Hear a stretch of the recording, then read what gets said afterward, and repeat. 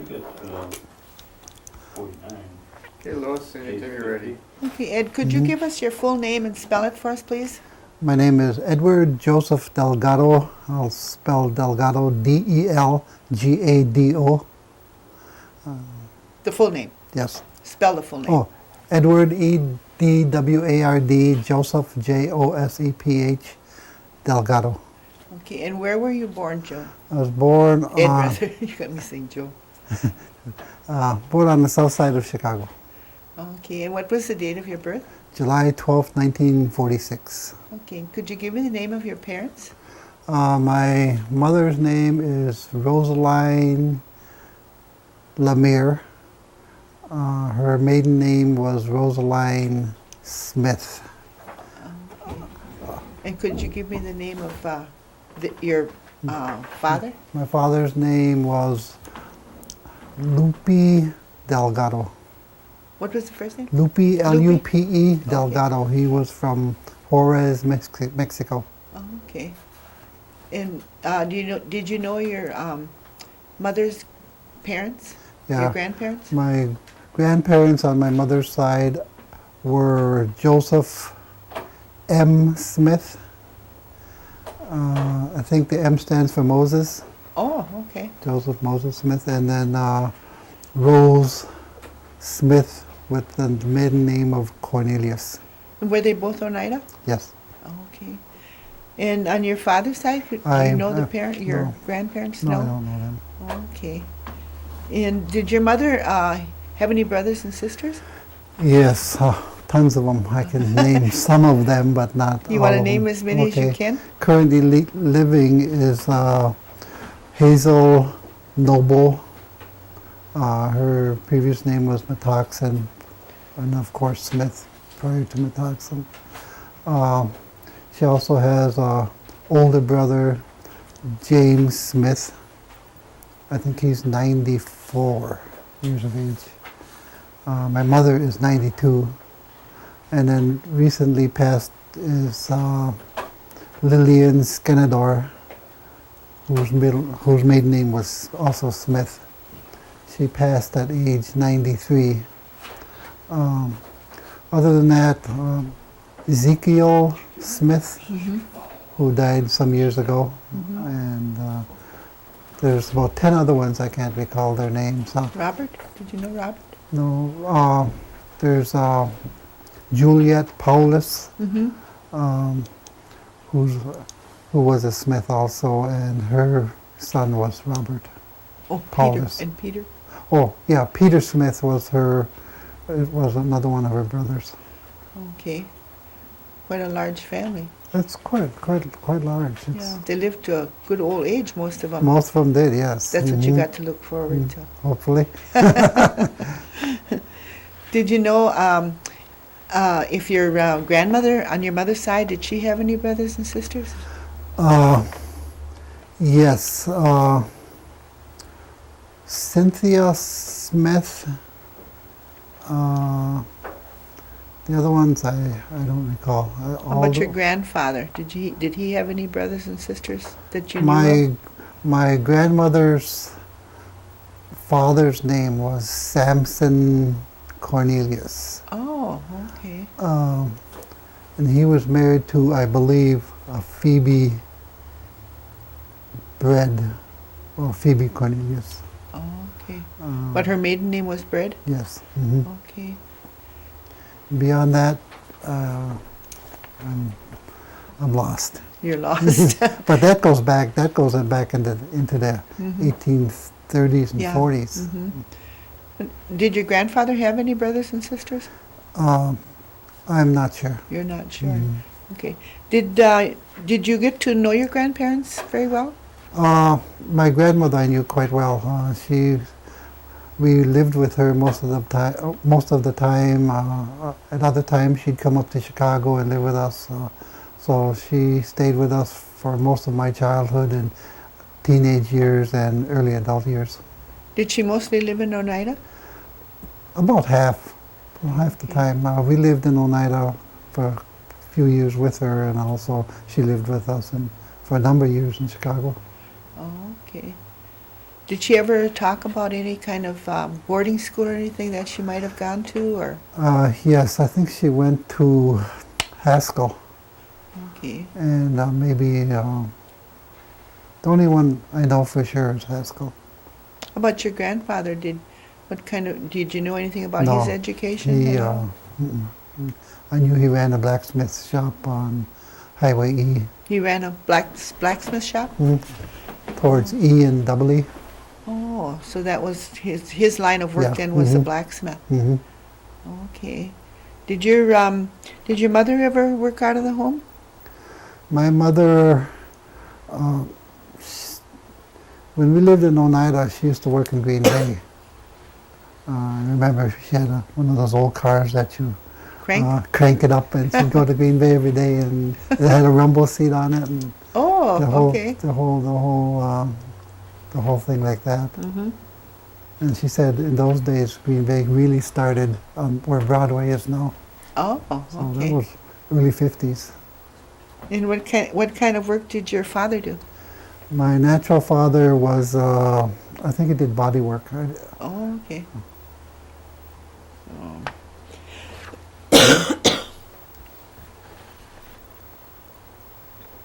Did we get your sisters and brothers' names?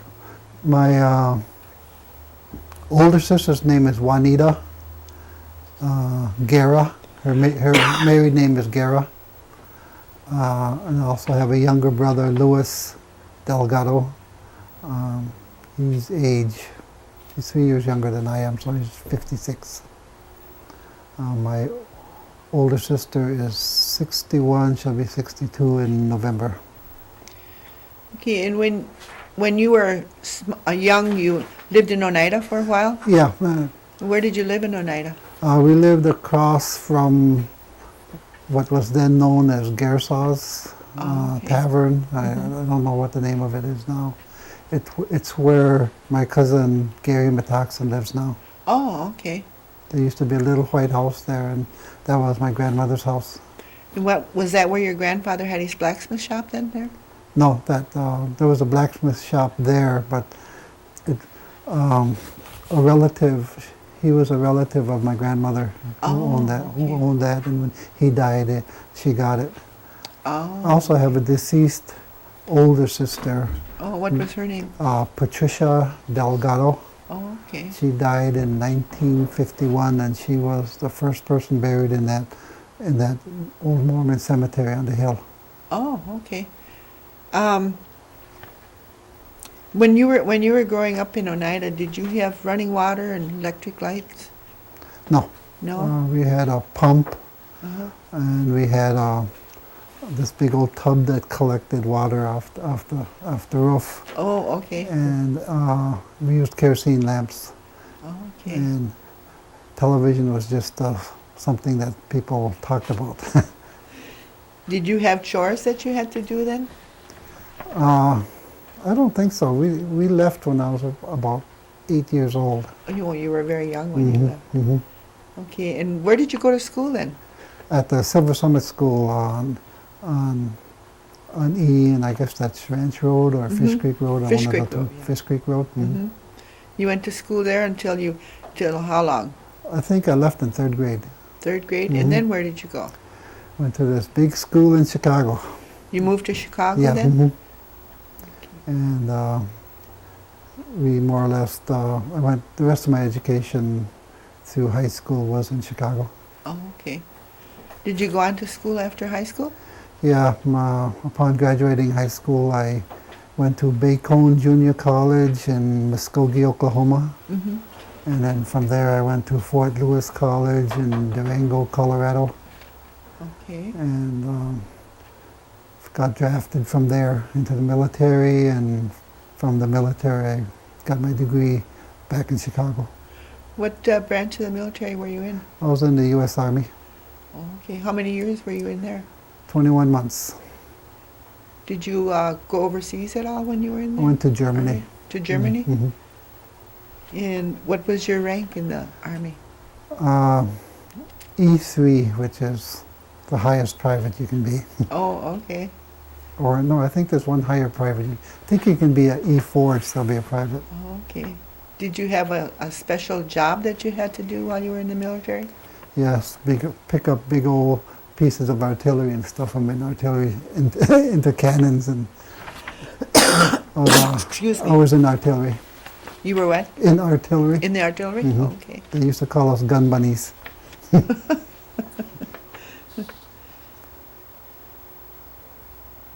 What can you remember about any holidays when you were growing up that you celebrated? We celebrated all the holidays everybody else does. Christmas, Easter. I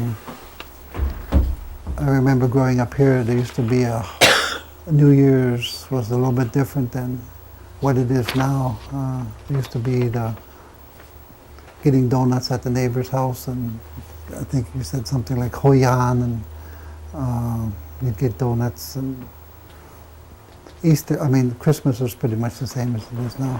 You did that when you were living in Oneida? Yeah. Mm-hmm. Oh, okay. We did Christmas, we did Hoyan, we did all the ones that we have now. Did your parents have a garden? Yes, we had quite a big garden. As I recall, we got a lot of our sustenance out of there. Oh, okay. And then a lot of canning. And I remember going into the basement, we seen these big stores of canned foods. Was in the basement? Mm-hmm. That seemed to be typical in those days. Mm-hmm. Then we had a lot of chickens too. You had chickens? Mm-hmm. Did you have a small farm? No, it wasn't a farm. It was just Okay. the garden, the house, a granary, a blacksmith shop that was no longer operable, Mm-hmm. and a big old chicken coop. After you got through with your education, what did you do then? I went to New Mexico and got a job teaching for the Navajos on the Navajo reservation for about 5 years, and 2 years on the Zuni reservation in western New Mexico. Okay, so your major was in education Yes. then? Okay. And then where did you go? And then I moved back to Chicago with my 2 daughters, and we stayed there about 10 months. And when my oldest daughter visited her grandmother in Oneida, she liked it and she wanted to move up here, so we all followed her. And were you married then? No, I was somewhat divorced by then. Oh, okay. So me and my 2 daughters came up here, and about a year and a half later I worked for the tribe and then began teaching soon after. And what are your daughters' names? Then it was Rihanna, who was 10 years old when we moved up here, and Cheyenne, who was 5 years old. No, Rihanna was 9 when we moved up here, and Cheyenne was 4. Do you have any grandchildren? I have 4 grandchildren. Oh, could you give us their names? Okay, Desmond,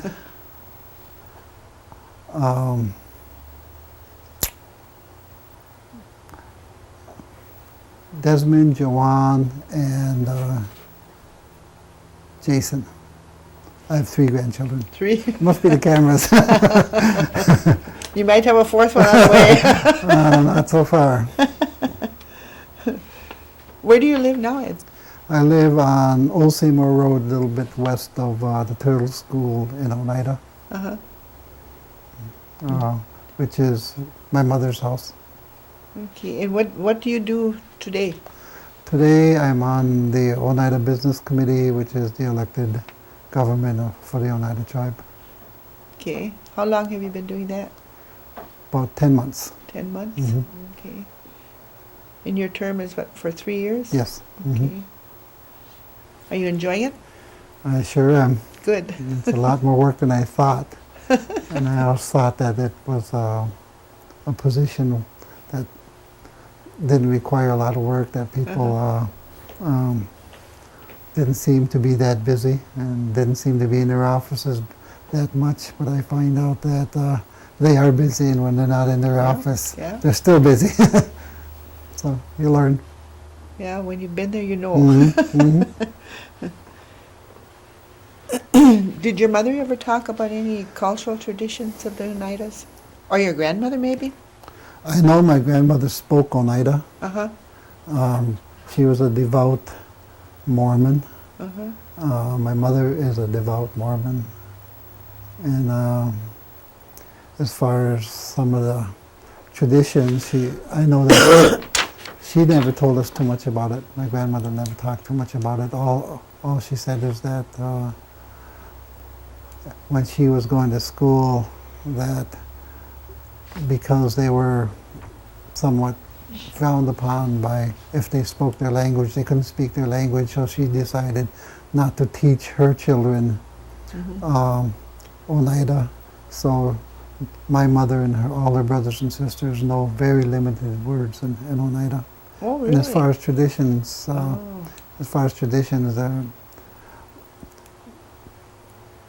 I don't believe that their traditions. I don't know. It's hard for me to know because we never discussed it that much. But Okay. the traditions I believe are that the values that she instilled in me Mm-hmm. are from her, and so they're Oneida. Yeah. Okay. And did your mother have cook any traditional foods at all? Or your grandmother? My grandmother and mother. We grew up on Halcorn. Oh, okay. Mm. You grew up on. We sure did. Did they make the bread and the soup both? I remember when we were younger, we used to eat that pound bread. It was like a moist cornbread or something Oh, yeah? like that. Oh. And we had a lot of the cornbread, the regular cornbread too, Mm-hmm. and corn soup with milk, which a lot of people don't do anymore. Yeah, we used to do that. But I still put milk in my corn soup. Yeah. I don't think anybody really much does that anymore. Really? I know do. my children don't. Oh, that's my tradition then. Yeah. Hmm. Do you have any hobbies? I'm an avid baseball fan. Okay. I'm also an avid football fan.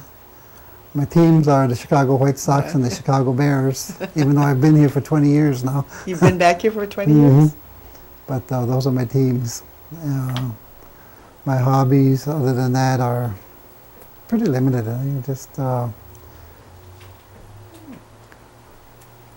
I like the summertime and the springtime because I'm able to go outside and into our yard and mow the lawn. To me, that's still a treat because growing up in Chicago where there was nothing but sidewalks, you know, this big green lawn that we have. I appreciate that, and I like the exercise I get from working on it, and it's a good feeling. Where did you live when you lived in Chicago? As a child, we lived on the south side of Chicago, okay. and then when we got a little bit older, in uptown Chicago, and I grew up in the Chicago uptown community and spent my young adulthood there.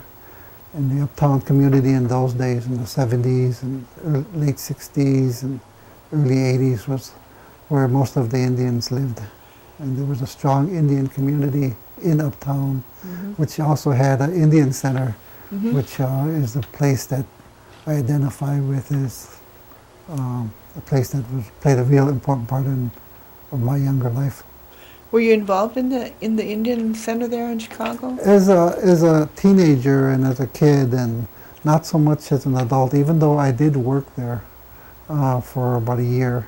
At the Indian Center Yes, you worked at? teaching GED and Okay. and adult education. My brother and stepfather were more interestedly involved in the Indian Center and Indian programs in Chicago. Oh, and what was your stepfather's name? His name was Willard E. Lemire. He was a Winnebago. Oh, okay. Did he have a hobby? His hobby was everything. He just loved life. He just loved everything interested him. Gardens, pipes, flutes, music, ballroom dancing, reading, everything just intrigued him. What kind of an instrument did he play? He played an Indian flute. Okay. Did he do any concerts or anything? No, not really. He just No? did it more or less for his own relaxation. Okay, I remember him doing a flute concert in Oneida Oh yeah, I remember that. Yeah, he did. with He the did southern that. gentleman. I forget Mhm. his name. Yeah, I remember that. Do you remember that man's name? No. No? But that Mhm. was interesting. Yeah. It was very good. And when you came back to Oneida, did you notice a lot of changes in Oneida? No, I didn't know that Oneida that well when I left. The few times that I did come back here as a young teenager and as a young adult, and then when I came back here to live, it seemed pretty much the same. The only difference I would say was Site 1. Oh, When we okay. used to come here to visit, uh, there was a field. And when I came back here to live, that was a housing site. Oh, was the ball diamond there then? I'm not sure. You're not Mhm. sure. Okay. I just remember there used to be carnivals there. Oh, when you lived in Oneida, where did your parents shop at? Freedom. In Freedom? Mhm. Oh, okay. Used to be on Saturdays we used to go to Freedom, and that was going to the big town. Was Freedom a large town then? Mm, I think it's probably bigger now, but to somebody living across from Gersas, that was like going into the big city. Did you get to go to town quite often with them? Not that often. I don't know. I was pretty young when we left. Do you remember any of the names of the stores that they shopped at? No. No? And I don't recall ever going to Green Bay as a young child. No? Never. I don't Oh. recall anything about Green Bay. Oh, okay. De Pere? I don't recall going to De Beer either. Just Freedom. The Mhm. big city of freedom. Yep. Did your grandmother ever talk about if she used any kind of herbs or anything for home remedies for sicknesses and stuff? Yes, we used to use a lot of them. I forget their names. And I remember one was called Number 6. Mm-hmm. In fact, we used to, after we moved to Chicago, my aunt, Juliet, Uh-huh. still went through the areas, where there's green in Chicago. And she used to pick Number 6, and she used to pick pigweeds and stuff like that, and Yeah. take them home and we'd cook them. Yeah, I don't think there's even any pigweeds anymore. I can't Really? never find any anyway. There used to be some in Chicago. I don't know if they have Oh, any now. really? Mhm. Oh, okay. I forget how they taste. I think they tasted something like spinach. Okay.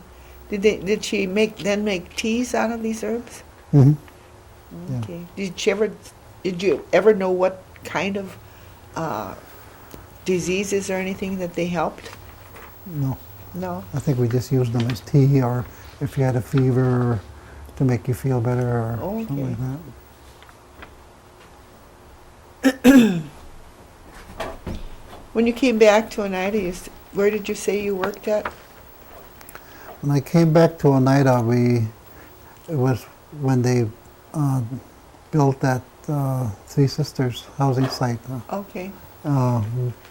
We got one of those houses, and Well, you lived there for a Mhm. while? Yeah, and it was seemed really nice after living in uptown Chicago. These nice housing sites and a lawn that you could mow and everything like that. It was pretty nice. I think we lived there about a year and a half. And about a year after we moved here, I got a job. Ron Skinner hired me as a education and job training specialist. Oh, okay. Did your mother move back to Oneida with you when you came back here? No, she moved about a year and a half before we did.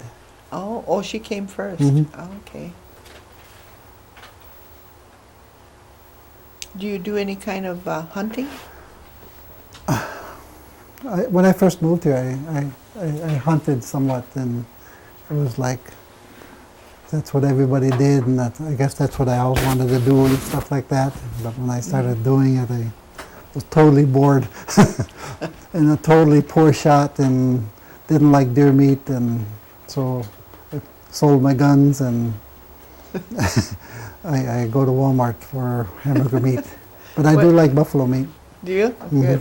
What about fishing? Did you go fishing at all? I've never fished here in No? Wisconsin. I used to do a lot of fishing in New Mexico, but Oh, okay. I'm told that the fish around here, for the most part, you can't eat them because they're toxic. How long so- did you say you lived in New Mexico? About 15 years, 15 years. Mhm. Oh, okay. on and off. So that was a good part of your life was spent in Yeah, New mhm. Mexico then. Huh? Yeah. Oh, okay. And did you teach all the while you were there then? Yeah, I taught there, and in fact, I could even speak Indian when I was down Oh, there. really? Understand it and speak it limitedly. Can you still do that today? I can understand it a little bit, but I can't speak it anymore. But when we Oh. first moved here, my two daughters, they spoke their language.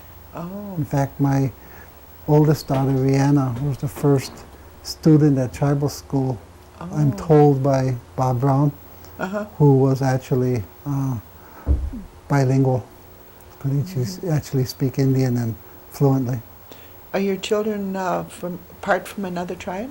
My two oldest daughters are part Zuni Pueblo, The Zuni Pueblo? hmm Oh, okay. and my youngest daughter is all Oneida. Oh, okay.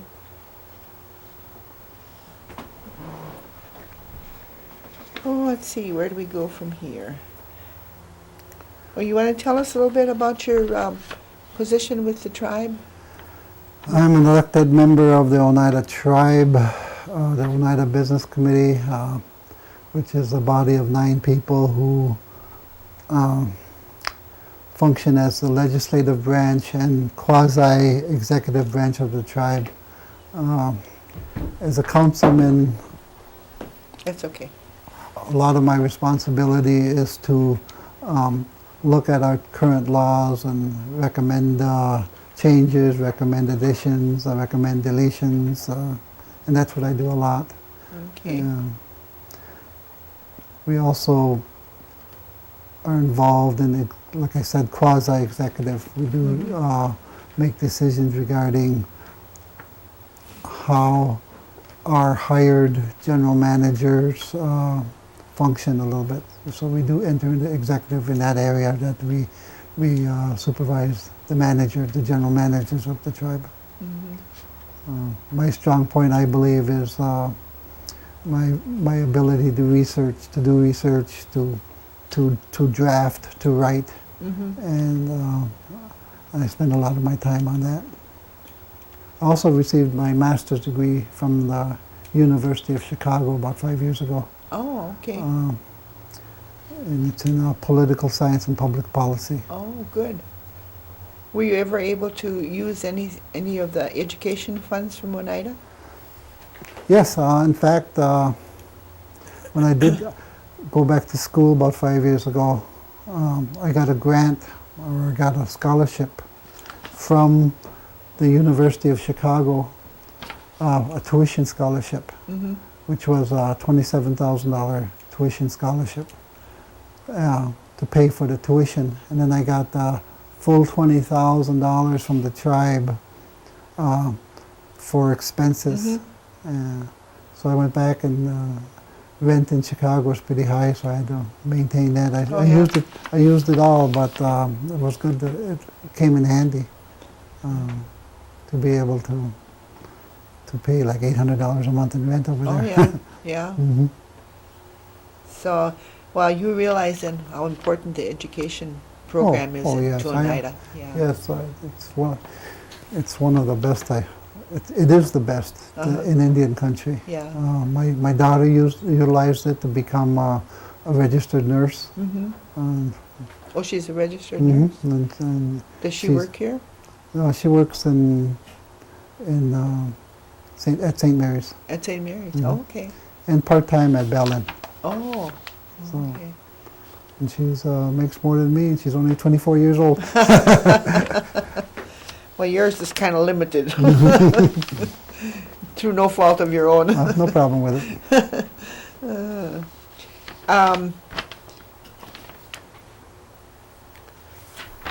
I want to ask you a question, but I'm not sure how to ask it.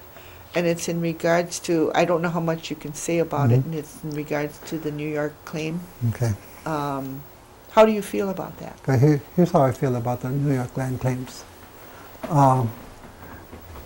The Oneida tribe, our ancestors from the very beginning started questioning whether or not we were ripped off in that deal, whether or not the United States government served their purpose or their responsibility in protecting us from land sales in the early 1800s.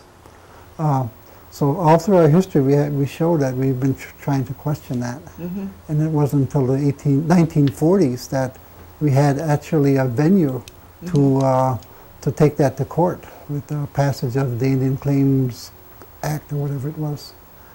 And once that started, we got, we immediately got active again, and we've been trying to resolve this for well over 100 years.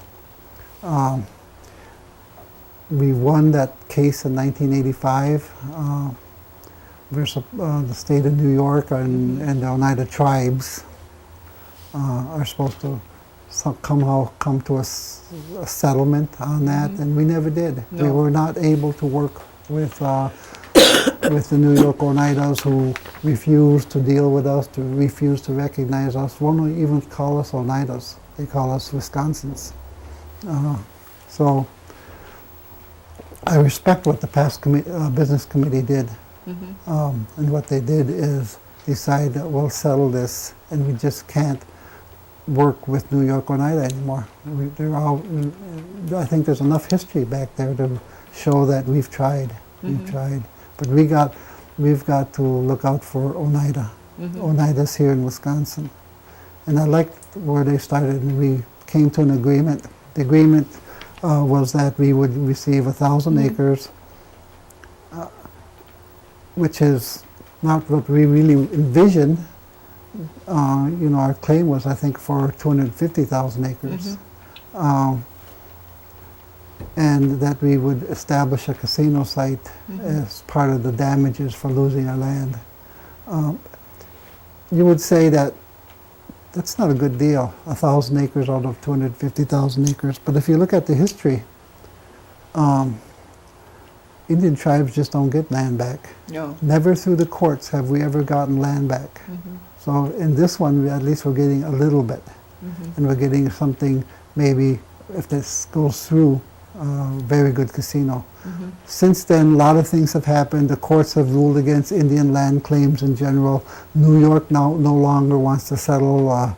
So what we had in, I believe, December 2004 was a settlement, but that settlement has not been ratified. It just sits there. And this business committee, along with the other previous business committee, hasn't given up yet. And it's not beaten yet. So Okay. a lot of things are going on behind the scenes that need to be confidential, but there's also things that can be revealed that we're holding public community meetings that are really quite interesting. And there's a lot of action there. How it'll eventually turn out, we don't know. But we can't say that we're going to solve this in the courts anymore, because the courts are anti-Indian. We can't say that we can. Some say we should resolve it in the world courts, but you can't do that. The United States won't recognize a world court. How do you feel being an Oneida elder? I feel pretty lucky that I made it. I'm happy. I'm grateful. I'm grateful that I've got good health, and I'm be turning age 60 this year, this summer. My health is good. I'm secure. I have 3 daughters. The youngest is 15 and 16, and they're progressing along well, and hope that they all make it at least as far as I've made it. And I feel good. I never envisioned becoming an Oneida elder through most of my adulthood. I never envisioned living in Oneida, Wisconsin. It was like I said, my oldest daughter that saw it and loved it, and so to maintain the family, we came with her But now that I'm here, I'm never leaving. I love it. I love it now too. And, Oh, that's good. And I appreciate being here. Okay. Do you feel that the tribe is doing enough for the elders? I think the tribe does a lot for the elders. There's a few areas where I would feel as though would like to see them do more, especially in the field of employment. I think there are some negative aspects as we try to promote our youth. I think a lot of our youth are sometimes forgetting that the respect that needs to be adhered to elders. And I've sat in a lot of meetings, and I've listened to a lot of people saying, you know, we need young people. We need young people with new ideas. We need, right in my presence, you know, as if I don't care. Yeah. I think we should never not recognize our elders, and I think we should try to utilize them in our employment base as much as possible, and they should never be discriminated against because of their age against employment. Everyone, all Oneidas, young people, old people, should be hired based on what they can contribute to the tribe. And young people have a lot of education, but older people also have a lot of wisdom and life experiences, and we need to recognize both. Even though the elders don't have the education that the young people are getting today, but I think what you're saying is from their experience and that they. Yeah, there's some sharp elders in this community, Yeah. really sharp. And I'm not saying to recognize elders all the time. There's a lot of times when people say, let's create this elders council and for this and for that. I'm not, I guess I wouldn't support that, but I do support hiring Oneidas who are elders, who are younger people. We should never not hire an Oneida because we think that the Oneida is too old. They should be given equal footing. I agree. Okay, if you were going to tell the youth of today anything, what kind of a message would you leave for them? I would leave with them that they have to be careful. When I was growing up, it was wild times, the 1960s, 1970s, drugs and alcohol. But so many of the Indian people that I grew up with are dead. So many of them are dead, have destroyed their lives because of drugs and alcohol. And now it's worse.